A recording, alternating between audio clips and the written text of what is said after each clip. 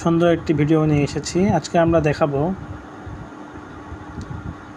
Mobile বা ল্যাপটপের wifi password বের করার সহজ উপায়।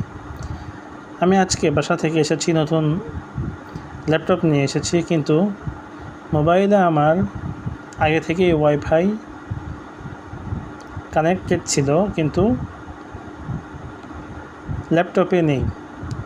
এজন্য কী করা যায়, অনেক উপায় বের করলাম, কিন্তু কিছুতেই আমার কাজ হচ্ছিল না। শেষমেশ একটা উপায় বের করলাম। প্রথমে আমি আমার যে ওয়াইফাই কানেক্টেড আছে এখানে গেলাম। এখানে গিয়ে যে কিউআর কোডটা আছে, অনেকের ফোনে কিউআর কোড থাকে না, তো যাদের ফোনে কিউআর কোড আছে এই কিউআর কোডটা স্ক্রিনশট দিয়ে নিয়েছি।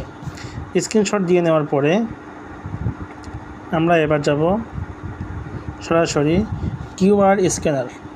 প্লে স্টোর থেকে আপনারা কিউআর স্ক্যানার ডাউনলোড দিয়ে নেবেন, ইনস্টল করে নেবেন। তো আমার এখানে দেখতে পাচ্ছেন কিউআর স্ক্যানার, আমি এখানে গেলাম। কিউআর স্ক্যানার যাওয়ার পরে আপনি এখানে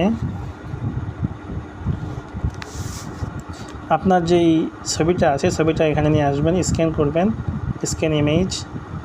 এখানে যেই ছবিটা আপনি তুলেছেন এই ছবিটা এখান থেকে নেবেন। নেওয়ার পর এটাকে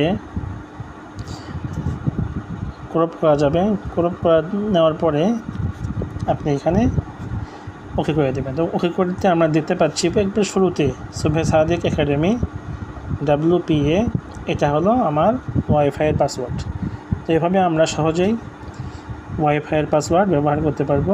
এখান থেকে copy password, connect to wifi, copy network name ইত্যাদি দেওয়া আছে। তো আমরা এভাবে সহজেই ওয়াইফাইয়ের পাসওয়ার্ড বের করতে পারি।